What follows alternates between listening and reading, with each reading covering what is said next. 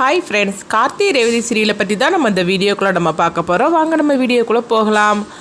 கார்த்தியை தான் காட்டுறாங்க. கார்த்தி ரொம்பவே சோகத்தோடு இருந்துட்டு இருக்கும்போது அப்போ ரேவதிக்கு ட்ரீட்மெண்ட்லாம் நடந்து முடிஞ்சு போச்சு அப்படின்னு சொல்லவும் உடனே எல்லாருமே சந்தோஷப்பட்டுட்டு இருக்கிறாங்க.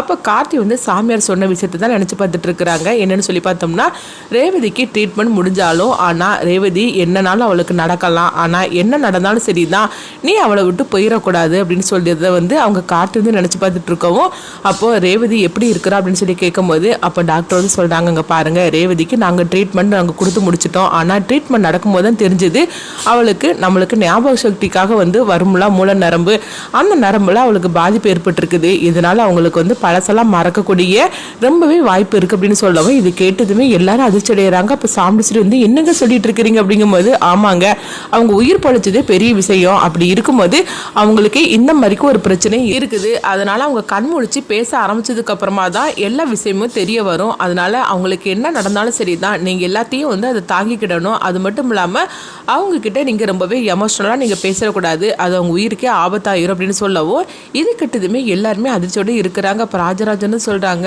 ஐயோ, என் பொண்ணுக்கு ஆமாம் இந்த மாதிரிக்கு ஒரு நிலைமை வந்திருக்குது, அவள் யாருக்குமே எந்த துரோகமும் பண்ணினது கிடையாது அப்படின்னு சொல்லிட்டு இருக்கோம். இப்போ சாம்பிஸ்ரீ அவங்க அழுதுகிட்டு இருக்கிறாங்க. இதை பார்த்துட்டு இருக்கிற சந்திரகலா இது ரொம்ப பரவாயில்லையே, அவளுக்கு உயிர் இருந்தாலும் ஆனால் எல்லாத்தையுமே மறந்துட்டான்னு சொல்கிறது நல்லா தான் இருக்குது. சரி, இதை வச்சு அடுத்தது நம்ம ஏதாவது பண்ணணுமே அப்படின்னு சொல்லிட்டு அவங்க நினைக்கவும், அடுத்ததாக பார்த்தோம்னா கார்த்தி இதை நினச்சி ரொம்பவே சோகத்தோடு அப்படியே இருக்கவும், அப்போ மயில்வாகன் கார்த்தியை சமாதானப்படுத்துகிறாங்க. கார்த்தி, நீ ரொம்ப கவலைப்படாதையா, எப்படி இருந்தாலும் சரி தான், ரேவதிக்கு ஒன்றும் நடக்காது, அந்த மாதிரிக்கெல்லாம் ரேவதியோட உயிரையே நீ காப்பாற்றிருக்கிற. அப்படி இருக்கும்போது ரேவதிக்கு நம்மளெல்லாம் அவன் மறந்துடுவாளா என்ன, அதனால் கண்டிப்பாக மறக்க மாட்டா, அதனால் நீ இதை பற்றி நினச்சிட்டு இருக்காது அப்படின்னு சொல்லவும், அப்போ கார்த்தி சாமியார் சொன்ன விஷயத்த மயில்வாகனத்துட்டு சொல்கிறாங்க.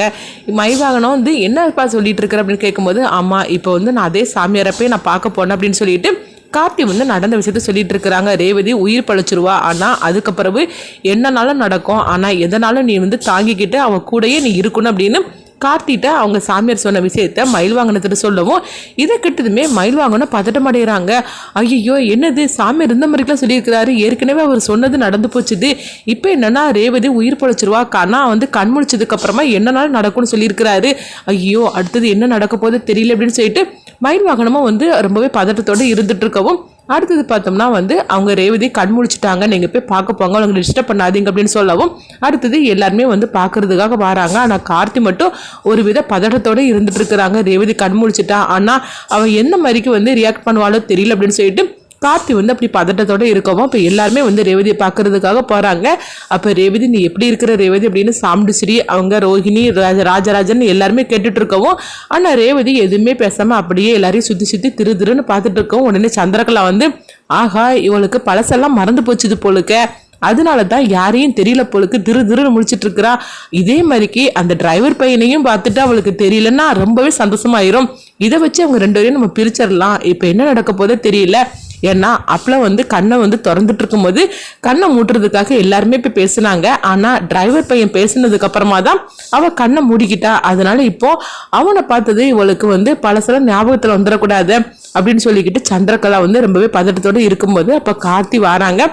கார்த்தி வந்ததுமே உடனே மயில்வாகன் கார்த்தி, நீ போய் ரேவதி கிட்ட பேசு அப்படின்னு சொல்லவும், அப்போ கார்த்தி ஒரு வித பதட்டத்தோடையே ரேவதி பக்கத்தில் போகிறாங்க. போனதுமே ரேவதி அப்படின்னு சொல்லிட்டு அவங்க கையை பிடிக்கவும், அப்போ ரேவதி கையை அப்படியே உதறி தள்ளுறாங்க. ஏன்னா கார்த்தியை அவங்களுக்கு ஞாபகத்தில் எல்லாமும் மறந்து போயிட்டாங்க போலுக்கு.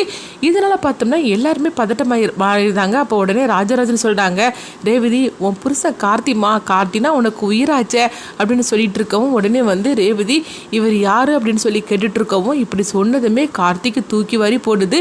உடனே மயில்வாகன ரோஹிணி, ராஜராஜன் எல்லாருமே அதிர்ச்சி அடைகிறாங்க. ரேவதி, நீ கார்த்தியை பார்த்தா நீ யாருன்னு சொல்லி கேட்டுட்டு இருக்கிற, கார்த்தி தானமா உனக்கு உயிர் அப்படின்னு சொல்லிட்டு இருக்கவும், நீங்கள் யார் அப்படின்னு சொல்லிட்டு திரும்பவும் கேட்கவும், உடனே அப்படியே ரேவதிக்கு டிஸ்டர்ப் ஆக ஆரம்பிச்சிருந்தாங்க. அப்போ உடனே டாக்டர் சொல்கிறாங்க, நீங்கள் அவங்கள பற்றி ரொம்ப வற்புறுத்தாதீங்க, ஏன்னா அவங்களுக்கு இப்போ தான் ட்ரீட்மெண்ட் முடிஞ்சிருக்குது, அவங்களுக்கு அநேகமாக பழசை மறந்துட்டாங்க போலுக்கு, இப்போ யாரை ஞாபகத்தில் வச்சுருக்கிறாங்க, யாரை மறந்துருக்காங்கன்னு தெரியல, நீங்கள் திரும்ப திரும்ப அவங்ககிட்ட ஏதாவது கேட்டிங்கன்னா அப்புறமா அவங்களுக்கு சுயநினைவே இல்லாமல் போயிடும். அதனால் தயவு செய்து நீங்கள் இங்கேருந்து கிளம்பி போங்க அப்படின்னு சொல்லவும் இதை கெட்டதுமே எல்லாருமே அழுதுகிட்டே வெளியே வராங்க. ஐயோ என் பொண்ணுக்கு என்ன தெரியலையே என்னென்னு தெரியலையே அப்படின்னு சொல்லிட்டு அவங்க சாம்பிடிச்சிட்டு அழுதுட்டு இருக்கவும் இப்போ சந்திரகலா வந்து சொல்கிறாங்க, இது எல்லா பிரச்சனைக்கு காரணம் இந்த கார்த்தி தான். நான் தான் ஏற்கனவே சொன்னோம்ல, இவனால தான் நம்ம ரேவதிக்கு இந்த மாதிரி நடந்து போச்சுது.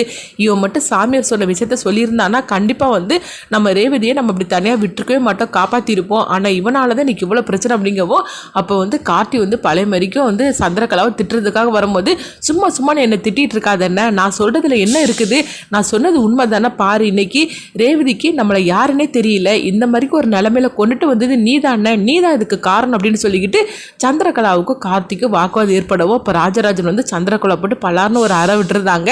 நீ பேசாமல் இருக்க மாட்டீங்க, எந்த மாதிரிக்கு ஒரு நிலைமையில மாப்பிள்ளை இருக்காருன்னு கூட புரிஞ்சிக்காம இதுவும் உனக்கு ஒரு சந்தர்ப்பம்னு சொல்லிக்கிட்டு இப்படி போட்டு நீ திட்டிட்டு இருக்கிற அப்படிங்கும்போது இப்போ சாம்பிடிஸ்வரி வந்து யார் என்ன சொன்னாலும் சரி தான், கடைசியில் என் பொண்ணுக்கு இந்த மாதிரிக்கு ஒரு நிலைமை ஏற்பட்டுருச்சு அப்படின்னு சொல்லிக்கிட்டு அவங்க சாம்பிடிஸ்வரி அழுதுகிட்டு இருக்கவும் அடுத்தது பார்த்தோம்னா 2-3 நாள் ஆனதுமே ரேவதியை நீங்கள் வீட்டுக்கு அழைச்சிட்டு போகலாம் அப்படின்னு சொல்லும் போது அப்போ ரேவதி வந்து அவங்க கண்மொழிக்கிறாங்க.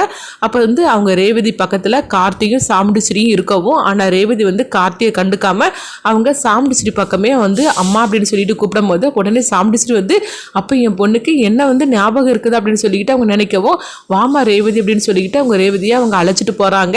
இதை பார்த்துட்டு இருக்கிற சந்திரகலா இது ரொம்பவே நல்லா இருக்குது, அப்போ ஆக மொத்தத்தில் அந்த கார்த்தியை மறந்துட்டா போலுக்கு, இது ஒரு விஷயம் போருமே இவனை வீட்டை விட்டு துரத்துறதுக்கு அப்படின்னு சொல்லிட்டு வீட்டுக்கு வாடா உனக்கு இருக்குது அப்படின்னு சொல்லிக்கிட்டு சந்திரகலா நினைக்கவும் அப்போ கார்த்தி வந்து ரேவதின்னு சொல்லி கூப்பிடுறாங்க. ஆனால் ரேவதி வந்து கார்த்தியை கண்டுக்காம சாம்பிடிஸ்வரி கூடயே அவங்க போயிடவும் அடுத்து பார்த்தோம்னா அவங்க சாம்பிடிஸ்வரி வந்து ரேவதிக்கு ஆரத்தில் எடுத்து வீட்டுக்குள்ளே கூட்டிகிட்டு போகிறாங்க. அப்போ கார்த்தியும் பின்னாடி வரவும் உடனே வந்து சந்திரகலா வந்து தடுக்கிறாங்க. அக்கா இன்னுமே இவனுக்கு இந்த வீட்டில் என்ன வேலை அப்படின்னு சொல்லி கேட்கவும் உடனே சாம்பிடிஸ்வரி ராஜராஜன் மயில்வாகனை எல்லாருமே பார்க்குறாங்க.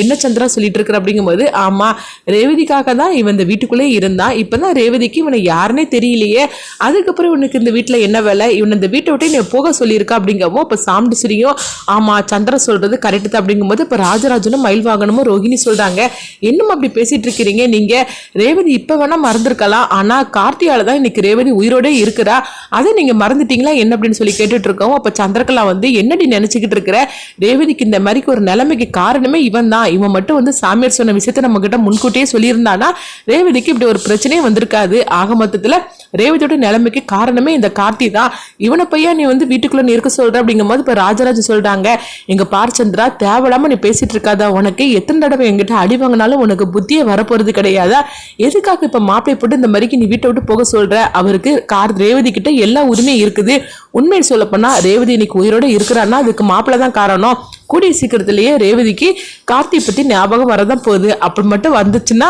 ரேவதி முத தேடக்கூடிய ஆளு மாப்பிள்ளையா தான் இருக்கும் அப்படின்னு சொல்லவும் அப்ப பார்க்கலாம், ஆனா இப்ப அவன் மறந்து போயிட்டாளா, சப்போஸ் கடைசி வரைக்கும் அவளுக்கு ஞாபகத்திலே வரலன்னா இவன் எதுக்காக அந்த வீட்டுல இருக்கணும் அப்படின்னு சந்திரகலா கேட்கவும் அப்போ மயில்வாகனமும் சொல்கிறாங்க, ரேவதிக்கு இன்றைக்கி வேணால் அவர் வந்து சகலையை மறந்துருக்கலாம், ஆனால் ரேவதியோட உயிரே வந்து கார்த்திகிட்ட தான் இருக்குது, கார்த்தினா எவ்வளோ தூரம் பிடிக்கும்னு நம்ம எல்லாருக்குமே தெரியும் ரேவதிக்கு, அப்படி இருக்கும்போது ரேவதிக்கு பழசெல்லாம் ஞாபகத்தில் வந்துருச்சுன்னா அவள் தேடக்கூடிய ஆள் கார்த்தியாக தான் இருக்கும் அப்படின்னு சொல்லவும், அதனால் நீங்கள் இந்த மாதிரிக்கெலாம் வந்து பேசிகிட்டு இருக்காதீங்க, கூடி சீக்கிரமே ரேவதிக்கு கார்த்தி பற்றின ஞாபகம் வரதான் போகுது அப்படின்னு சொல்லிட்டு இருக்கவும், அது வரும்போது பார்க்கலாம், இப்போ தான் வரல அப்படின்னு சந்திரகலா சொல்லிட்டு இருக்கவும், இன்னும் இவனுக்கு இந்த வீட்டில் இடம் கிடையாது, இவனை வீட்டை விட்டு போக சொல்லுக்க அப்படிங்கவோ இப்போ சாம்பிடிஸ்வரி சொல்கிறாங்க, ஆமாம் சந்திரா சொல்கிறதுல என்ன தப்பு இருக்குது, சந்திரா சொல்கிற உண்மை தானே, என்ன இருந்தாலும் சரி தான், என் பொண்ணோட இந்த நிலைமைக்கு இவன் தான் காரணம், அது மட்டும் இல்லாமல் இப்போ என் பொண்ணே வந்து இவனை மறந்து போயிட்டா, இதுக்கு பிறகு இவன் எதுக்காக இந்த வீட்டில் இருக்கணும், இவன் இந்த வீட்டை விட்டு போகட்டும் அப்படிங்கவும் அப்போ கார்த்தி வந்து எதுவுமே பேசாமல் அமைதியாக இருக்கவும் அப்போ வந்து பார்த்தோம்னா